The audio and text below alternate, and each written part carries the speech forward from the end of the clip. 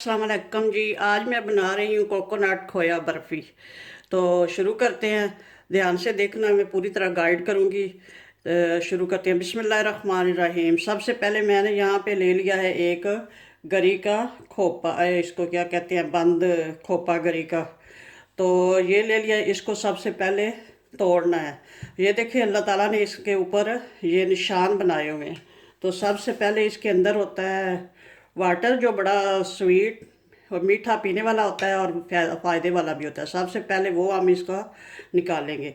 तो यहाँ से सबसे पहले ये इसी सुराख को इस कोई नोक वाली छुरी ले लें और उसके साथ इस तरह से करना है, ऐसे। वैसे तो ये लकड़ी की तरह बड़ा हार्ड होता है, बड़ा सख्त होता है, लेकिन अल्लाह ताला ने ये देखे, ये इसकी जगह बनाई हुई है। यहाँ पे कोई लकड़ी नहीं होती। ये सुराख इतना अच्छा पहले से ही बना हुआ है। यहाँ थोड़ी सी ये जो होती है कोकोनट, इसको ही रिमूव करना होता है और ये सुराख अंदर तक गहरा हो जाता है।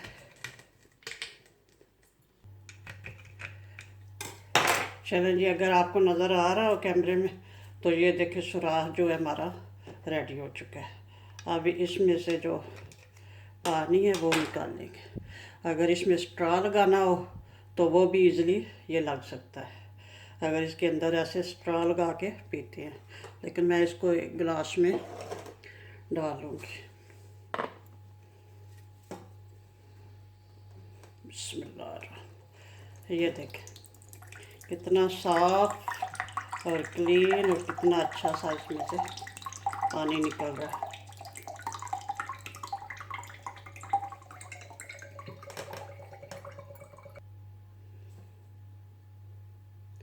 ये बड़े साइज़ का है और इसमें माशाल्लाह से पानी भी काफ़ी ज़्यादा था।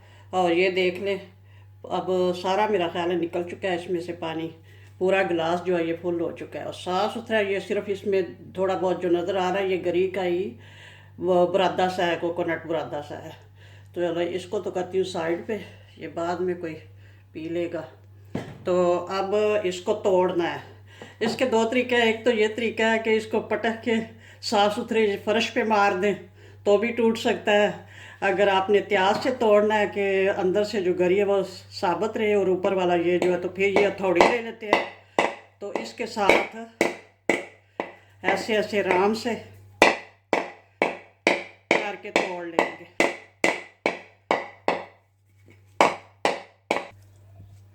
सारी साइड से थोड़ी मार मार कर।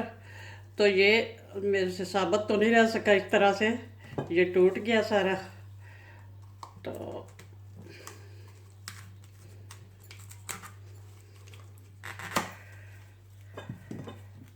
इस तरह से अब इसके अंदर से ये जो है कोकोनट, इसको छुरी की मदद से निकाल लूँगी।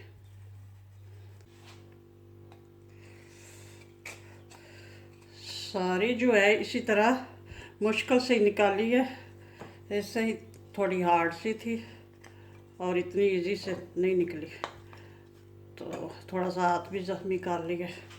चलिए अब इसको करती हूँ साइड पे। नारियल को मैंने अच्छी तरह से साफ़ करके बल्कि धो लिया, धो कर रख लिया है। धोने से कुछ भी नहीं इसका जो था, क्योंकि गीले ही वो दूध में डालनी होती है। तो अब यहाँ मैंने एक बड़ा सा पतीला ले लिया है। तो सबसे पहले इसमें मैं दूध ऐड करूँगी। बिस्मिल्लाहिर्रहमानिर्रहीम।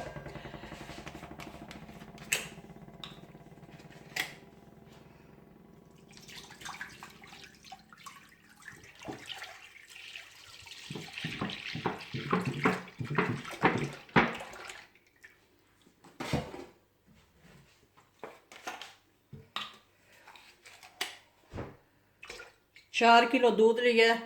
आप अपने हिसाब से कम या ज़्यादा भी कर सकते हैं, नो प्रॉब्लम। अगर 2 किलो में भी बनाना चाहें तो बन सकता है, 1 किलो में भी बनाना चाहें तो बन सकता है। जितना थोड़ा होगा वो जल्दी बन जाएगा और ये इसमें तो अब काफ़ी सारा टाइम लगेगा। तो ये होता है कि ज़्यादा बनने में भी देर लगती है और खाने में भी अगर थोड़ा बनाए तो वो जल्दी बन भी जाएगा और जल्दी फिनिश भी हो जाएगा। तो चलो मैं अब चूल्हा ऑन करती हूँ। तब तक इसको उबाल आए अच्छा सा और गरी को अच्छे से वो ग्रेटर मतलब मूली कड्डा उसका कर लेती हूँ।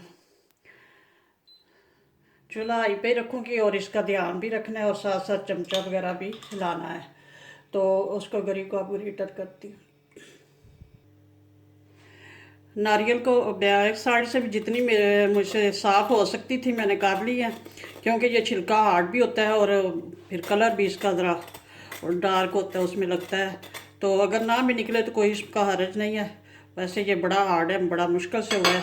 इसको पिछली साइड से साफ़ करने का एक और तरीका भी है। अगर टाइम हो तो इसको फ्रीज़र में रख दें, एक दिन उसमें फ्रीज़ हो जाए और दूसरे दिन फिर करें तो ये पिछला जो छिलका होता है आराम से निकल जाता है। तो आप इसको, ये जो बारीक साइड है इसकी, यहाँ से इसको करना है कद्दूकश। तो बारीक बारीक ये सारी गरी मैं इसी तरह कर लूँगी, तो बाद में फिर बताती हूँ।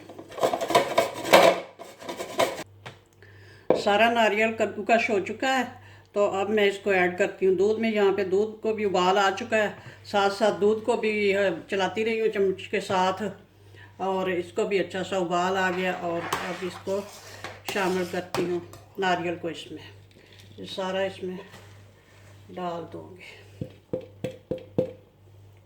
और साथ ये 4-5 सब्ज़ इलायचियाँ भी तोड़ के रखी हुई, ये भी डाल दूँगी ताकि अच्छी से खुशबू आए। बाद में फिर वो इलायची पाउडर भी शामिल करेंगे।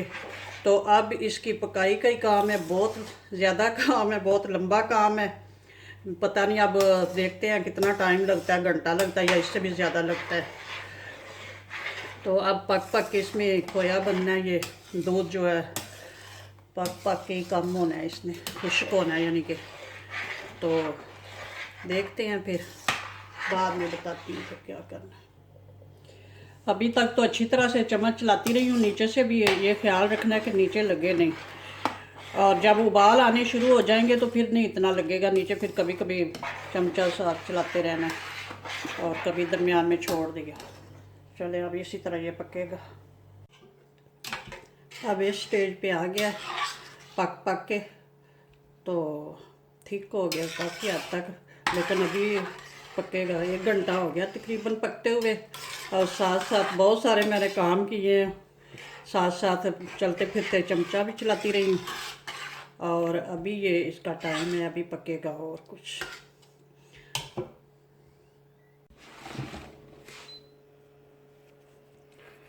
माशाल्लाह से अब हमारा नारियल खोया रेडी है तकरीबन। ये देख लें इस फॉर्म में आ गया। अब इसमें ऐड करूँगी शुगर, चीनी। चीनी अपने हिसाब से आप कम या ज़्यादा कर सकते हैं। ये है तकरीबन 1 किलो के आसपास होगा खोया, क्योंकि 4 किलो दूध में से 1 किलो खोया बनता है। और ये आधा किलो तकरीबन थी वो नारियल। तो इसमें मैं ऐड करूँगी शुगर 1 पाव के करीब, तकरीबन 1 पाव से थोड़ी सी ज़्यादा, 300 ग्राम। तो फिर टेस्ट करके देख लूँगी, अगर ज़रूरत पड़ी तो फिर और भी ऐड कर सकते हैं। तो अपने हिसाब से कुछ लोग ज़्यादा मीठा पसंद करते हैं, मैं इतना ज़्यादा तो नहीं ऐड करूँगी। अब इसको थोड़ा सा और पकाना पड़ेगा। ये देख लें, थोड़ा सा वो चीनी ऐड करने से थोड़ा नरम पड़ गया। अब चीनी जो है वो पानी छोड़ती है, तो अब थोड़ा सा और पका के, तो फिर इसमें मैं थोड़े से इधर रखे हुए हैं बादाम, ये क्रश करके रखे हुए हैं, ये ऐड करूँगी। और कुछ हैं ये क्या कहते हैं इनको, 4 मगज़, ये ऐड करूँगी। ये सारा कुछ ऐड करके तो फिर दिखाती हूँ। हमारा खोया रेडी हो चुका है तकरीबन। अब इस स्टेज पे इसमें ऐड करूँगी, ये है ग्रीन इलायची पाउडर। पहले 4-5 इलायचियाँ भी ऐड की हुई हैं, और अब ये इलायची पाउडर है।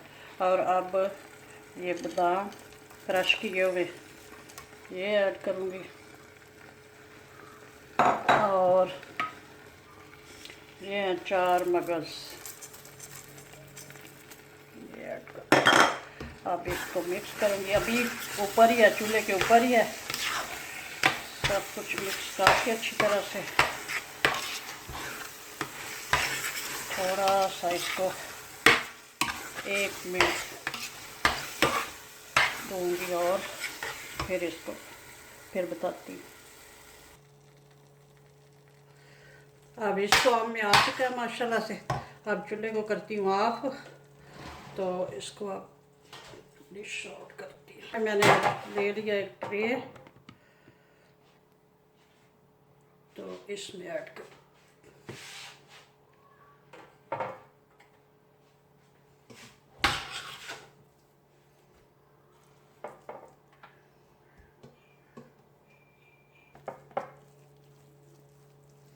इसको अच्छे से बराबर करके प्रेस करके,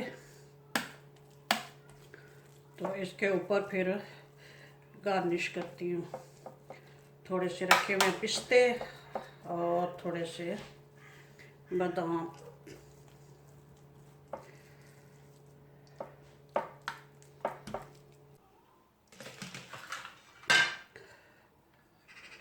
अब ये थोड़ा सा ऊपर से गार्निश के लिए।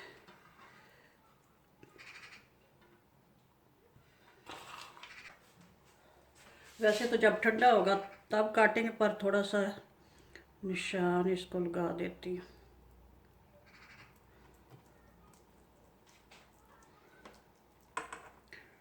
ठंडा होगा फिर इसे ही काटूँगी। माशाल्लाह नारियल खोया बर्फ़ी रेडी है।